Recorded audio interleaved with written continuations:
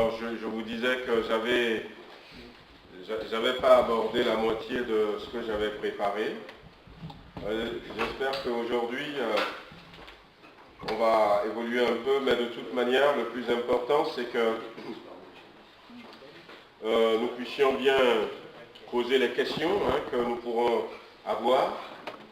Le truc, ce n'est pas d'aller vite, mais c'est de bien comprendre. De bien comprendre. Et je pense que nous sommes dans des moments où il faut parler de ces choses. Des fois, je fais attention quand même comment l'appelle-t-on, à tous les signes que le Seigneur peut mettre. Donc hier ou vendredi, j'avais reçu les courriers. Donc puis, il y a certains qui reçoivent aussi expérience. Non, à part Daniel. Donc c'est un journal qui n'est pas édité par un autre mouvement, mais qui est édité par un mouvement chrétien, un centre missionnaire, et qui envoie ce document. Et du coup, voyez-vous, ça parle de la fin des temps. Quand vous verrez ces choses, voilà, arriver. Donc ça nous parle de ce dont nous voulons débattre. Et puis, le même jour, je reçois Entend, ô Israël, qui lui nous parle de l'enlèvement. Voilà. Donc, c'est des journaux différents. Et j'ai été même surpris de voir Entend, ô Israël, qui nous parle de l'enlèvement, parce que c'est une revue qui parle souvent il va focaliser ses études sur le Messie, tout ça. Et là, bon, je ne les ai pas lus encore, mais quelle coïncidence que, alors que nous avions commencé à parler du retour de Jésus, et que ces deux documents, voilà, nous parlent aussi du même sujet. Donc, on va reprendre tout doucement, et puis si vous avez des questions, n'hésitez pas. Le retour de Jésus-Christ. D'abord, la certitude du retour de Jésus. Donc c'est sûr et certain que Jésus va revenir. La certitude de ce retour. Nous avons d'abord...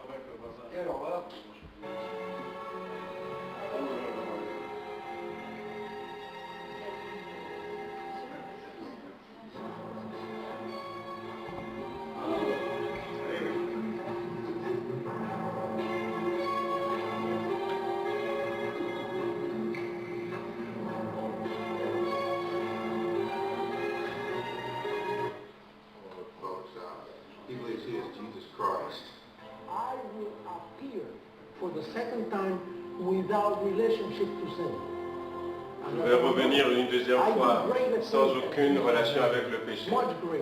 Donc je fais de plus grandes choses que Jésus-Christ de Nazareth. Je suis plus grand que Jésus-Christ de Nazareth. Je parle mieux que lui. Lui, il parlait en parabole.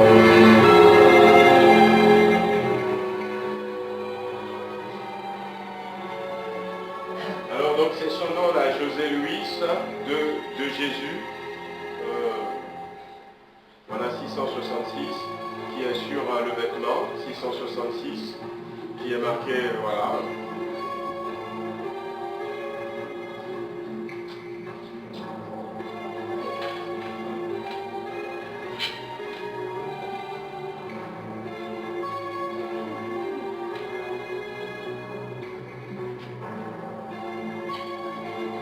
Même les bébés, hein. Voilà.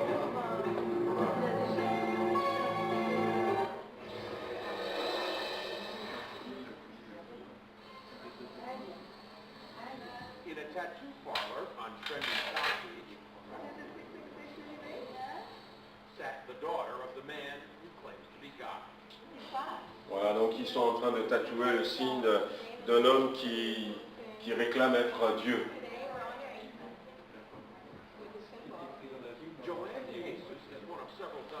Donc José de Jesus. Hacienda en Gracia, or growing in grace. They were tattooed on their arms, ankles, even their necks with 666, the biblical sign of the Antichrist. Why? Because their spiritual leader says he is the Antichrist. Parce que le leader spirituel leur dit qu'il est l'Antichrist. 666, Antichrist means do not put your eyes on Jesus Christ of Nazareth. Put it on Jesus after the cross. Alors, il est en train d'expliquer en disant 666 veut dire ne vous focalisez plus sur Jésus-Christ de Nazareth, mais focalisez vos regards sur Jésus qui vient après la croix. Donc moi, ouais, effectivement, donc lui.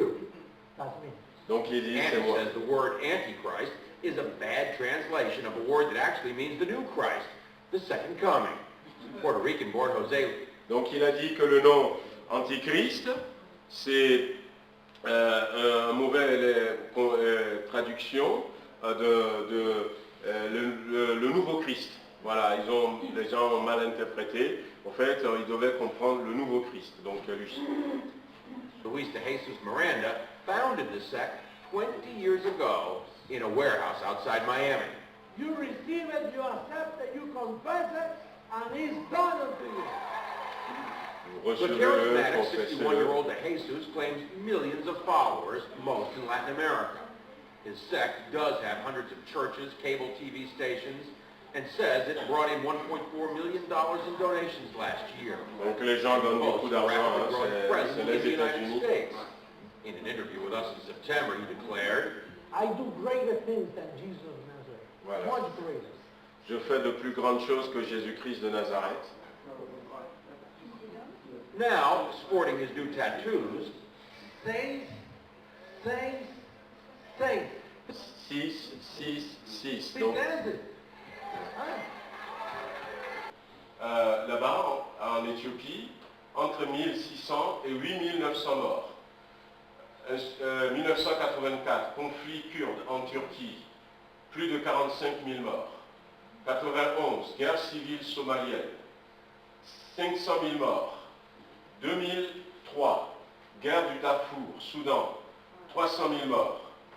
Après 2006, guerre de la drogue au Mexique, 120 000 morts. 2009, insurrection de Boko Haram, donc Nigeria, Cameroun, Tchad et Niger, voilà, plus de 5 000 morts. 2011, guerre civile syrienne, donc ce n'est pas les chiffres aujourd'hui, on est à plus de 500 000 morts. Et en 2011 également, conflit du Kordofan, du sud, au Soudan, plus de 7 000 morts.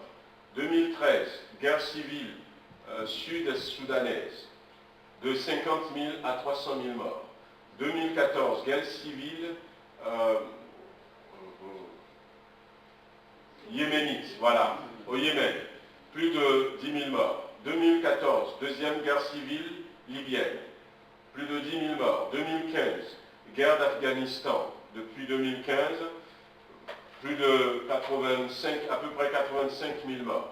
2016, conflit dans l'État d'Arakan, en Birmanie.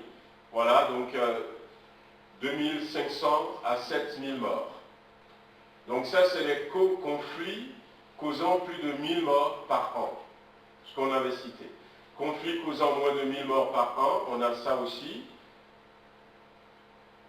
Et depuis 1946 jusqu'à 1995, mais on va voir que si on descend, voyez-vous, la Bible, lorsque la Bible dit, eh bien, il y aura des guerres et des bruits de guerre, Jésus n'est pas en train de raconter que des histoires. Voilà. Aujourd'hui, sur notre terre, déjà il y a tout ça. Il y a déjà tout ça. Et en ce moment, les bruits de guerre, on en entend parler. Donc la guerre israélo-palestinienne, on en entend parler. Ça fait déjà quelques années qu'on entend parler, je ne sais pas vous, de la Troisième Guerre mondiale. Donc il y a ce bruit qui est là, depuis un certain temps déjà, on en entend parler. Il y a le Rwanda le Rwanda qui fête cette année le génocide là qu'il y a eu. Ouais. Il y a eu presque 1 million de morts. Voilà. Entre les Hutus et les Tutsis. Voilà. C'est dans notre génération que ça s'est passé. Et on se rend compte que ce que le Seigneur nous dit, des fois on ne le voit pas comme ça, quand on n'a pas tout ça sous les yeux, on ne le remarque pas, mais Jésus revient. Jésus revient. Mais il y a aussi la guerre des gangs, par exemple en Amérique du Sud, ils sont tout le temps en insurrection, il y a toujours plein de morts aussi. Oh. Tous ces rebelles et tous ces gangs et tout ça. Et on a qu'à voir déjà à Marseille, à cause de la drogue, il y a des... dans les rues, ils tuent. Donc tout ça rajouté encore aux guerres. Ah ben oui, la guerre des gangs, hein. La guerre des gangs, comme elle dit la sœur, et tout ce qu'on entend, que ce soit par exemple à Marseille, où je crois qu'il les compte des fois, même que ce soit dans les îles ou encore là-bas, on voit quand même que le monde vit ce que Jésus a dit. C'est pas que Jésus a prédit ces choses, mais Jésus a voulu nous informer que ces choses vont arriver, et nous sommes là dedans. Donc notre responsabilité à nous, c'est de réaliser, et même en France, il y a quelque temps, bon, moi j'ai pas regardé la télé hier, j'avais pas le temps. C'est aujourd'hui que j'apprenais qu'il y a eu encore pas mal de scènes de saccage dans les rues de Paris.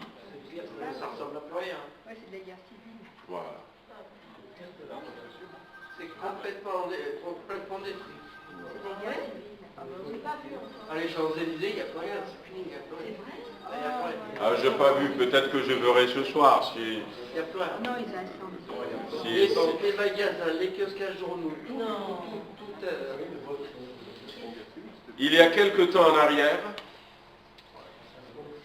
du temps de François Hollande, même Sarkozy déjà, j'entends encore François Hollande, j'entends Emmanuel Valls, qui va dire « Nous sommes en guerre », en parlant de la France, avec ses attentats et tout, nous sommes en guerre.